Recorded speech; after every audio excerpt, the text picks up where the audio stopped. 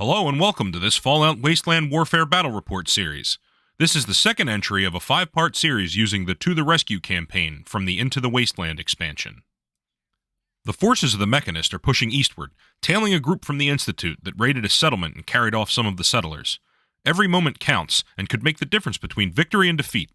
However, our heroic band is lightly equipped, so as they cross the wasteland, it's not a bad idea to try and scavenge some items along the way.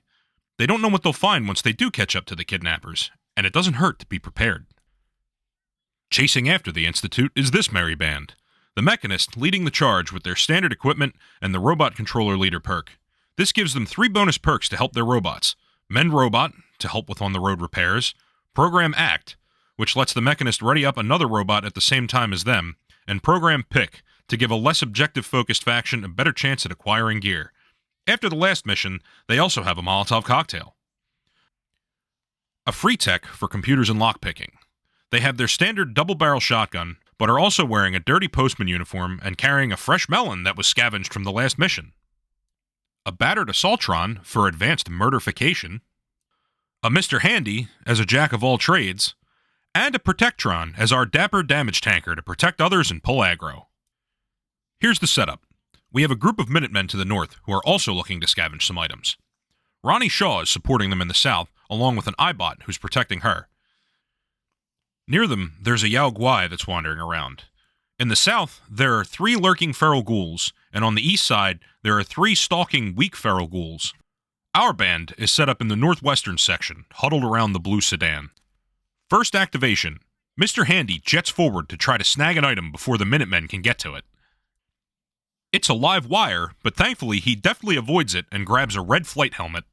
With his second action, he tries to grab another item, but comes up empty. The lurking feral ghoul skitters around to minimize the number of non-friendlies in line of sight.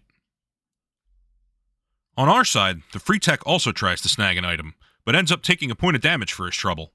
Considering that he barely made it out of the first scenario, it seems like his luck is holding steady. His second search also yields nothing. The Yao Guai is up next, but despite their roaming behavior, they decide that it's time for something to die. With 3 unfriendly models at roughly the same range, the die is rolled, and the iBot is determined to be its first target. It's a nasty charge, dealing 3 damage and a stun. Refusing to go gently into the night, the iBot starts firing back. Its shots hit, but all the damage gets blocked. One of the feral ghouls decides that Ronnie Shaw needs to go, and runs full tilt into her. Doing a whopping 4 normal damage and 1 rad damage, Ronnie's barely standing after just 1 charge. With little to do and not being able to protect well from the rear, the Protectron advances. The Mechanist does as well, making sure to keep all of the robots within their aura. The Assaultron sprints ahead, setting up to intercept the hostile weak ghouls instead of less combative members of the squad. Right on cue, the first weak ghoul engages the Assaultron, but fails to do anything. Ronnie Shaw's first unarmed attack lands 2 damage on the ghoul gnawing on her. And the second one adds another point of damage and breaks its arm. She's wounded, but she's definitely not out of the fight yet. The next weak feral ghoul charges the Assaultron, and with a bonus black die from the charge and a bonus green die from the outnumbering in combat, it's able to get 2 damage through. Due to the gathering AI set for the Minutemen, the first one moves up to try to get searchables within line of sight. The second one decides to try to help the iBot by sniping the Yao Guai gnawing on it. But fate is a cruel mistress, so he ends up hitting the iBot and knocking it out of the sky. The final weak feral ghoul charges Mr. Handy, but can't put a scratch on him. Meanwhile, the final feral ghoul charges Ronnie. She's able to react first and knocks it for 2 damage. But with the bonus die for charging, the bonus die for outnumbering, and a solid attack pool to begin with, the ghoul knocks her out of the engagement. At the end of turn 1, things are not looking great for the Minutemen. Ghouls are swarming all over the map, and a hungry Yao Guai is looking for its next target. The event for turn 2 isn't going to have any effect, but the next turn will have a dust cloud preventing attacks at long range. Good to know. To kick off turn 2, the Mechanist readies themselves and the Assaultron using the Program Act perk. They charge in and use a boost card to turn their yellow-blue pool into a yellow-yellow, but end up missing regardless. One attack that lands from the Assaultron puts 3 damage into the weak feral ghoul, but the follow-up fails to drop it. The first Minuteman pushes forward and tries to gather some equipment. They don't have the lockpick skill, though, so it's not going to do him any good. The Free Tech pushes forward and fails a lockpicking test, taking another point of damage, but coming away with a good piece of equipment for next time. The Yao Guai is up again and has 2 potential targets. With an evens ghoul and odds tech chance, the tech gets to face the fury of the mutated bear. It's a solid hit, but only 1 damage and a stun. Having failed to protect the tech, the Protectron charges into the Yao Guai, surprisingly landing the blow with its laser hand in close combat. Feeling shy, the feral ghoul takes cover behind the dumpster. Mr. Handy swats away at the weak feral ghoul in front of him, but can't land anything. The feral ghoul with the broken arm charges the Yao Guai and is able to land its hit. However, the damage is all blocked by its thick hide. It's misses all around as the weak feral ghoul attempts to knock the Assaultron around. The last Minuteman charges past the melee to try and snag some loot, but doesn't have an action left to use for searching. The last feral ghoul is shy and also hangs out behind cover, waiting to strike. At the end of turn 2, the bottom left quadrant has been cleared out, and there are 2 large melees in the top and bottom middle quadrants. For turn 3, no attacks at long range can be made, but having known that already, everyone's gotten nicely into close range. Possibly worse, in turn 4, the maximum distance of all movements will be yellow. Not good for a scenario that's mainly about getting across the map. To kick off turn 3, Free Tech clears his stun and gets out of dodge. He's able to walk away scot-free because the Yao Guai is engaged with other targets. The feral ghoul with the broken arm tries to tear down the Yao Guai, but that busted arm keeps it from landing either one. Since the Yao Guai is still engaged, the Protectron decides to do its job and keep protecting the tech, putting its body between him and the giant angry mutated bear. The Minuteman tries desperately to find an item in the rubble, but no luck. His other roll wasn't 4, the die got knocked before the photo was taken.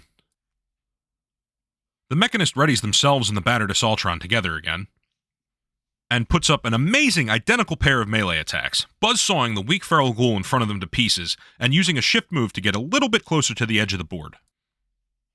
The Assaultron also does their job, turning one weak feral ghoul into a red mist, and then charges the other one. Sensing that its time is coming, the last weak feral ghoul tries to damage Mr. Handy, but misses, and then has its claws bounce harmlessly off his armor. In the bottom melee, the feral ghoul charges into combat, and with 2 blacks and 2 greens, puts some real damage on the Yao Guai. Even with the assistance from the Assaultron, Mr. Handy isn't quite able to knock down the weak feral ghoul. It puts 2 damage up at least. Since he can't unlock anything, the other Minuteman abandons one searchable for the one next to his buddy. He quickly fails to find the item they're looking for. The angry bear whiffs its first paw, but then finishes off the wounded feral ghoul. The last feral ghoul charges in, but even with so many dice, fails to put damage through. At the end of turn 3, the board has gotten much clearer. The Mechanist's forces are getting ready to move out, hopefully while the Yao Guai is still busy munching on feral ghouls. At the start of turn 4, the bloatfly swarm arrives, limiting the speed of everyone on the board. Good to know that at the start of turn 5, a lightning storm will kick off. Best not to be on the field when that arrives. At the beginning of the turn, the Mechanist readies themselves and the Assaultron, then books it almost to the edge of the board. While they're on the field, their robot perk gives all bots an agility-based lockpick skill. That'll be needed to unlock the marker they just passed. The Assaultron then fires and atomizes the weak feral ghoul, as expected, using a fully charged head laser. Then it pushes on and tries to reach the marker, but doesn't quite get there. Damn those flies. Back in the south melee, the feral ghoul tries in vain to hit the massive angry bear. The Free Tech wastes no time booking it before the lightning storm hits. His luck has been pretty terrible so far, so he's not waiting around. It takes 2 tries, but the Minutemen finally find their prize, a suit of combat armor. Even with a limited speed, Mr. Handy is still more than capable of getting to the last searchable marker. He'll have to wait until next turn to open it, though.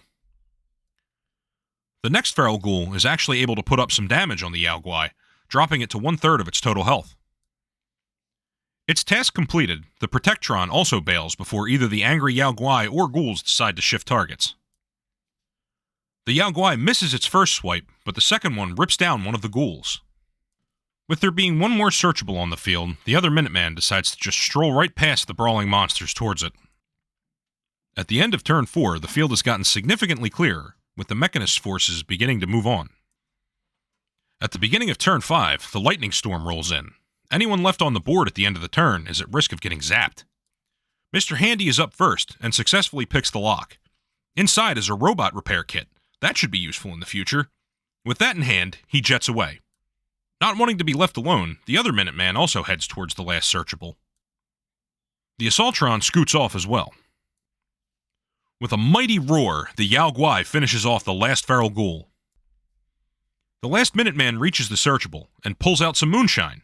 Since they're about to be alone in a lightning storm with an angry Yao Guai on their heels, it's probably good to have a stiff drink to steady themselves. With all of their forces off the field already, the Mechanist departs the field themselves. Some good salvage was scavenged, and even though their forces are a little roughed up, they should be mostly recovered by the next scenario. That's the end of Part 2. Keep your eyes peeled for Part 3.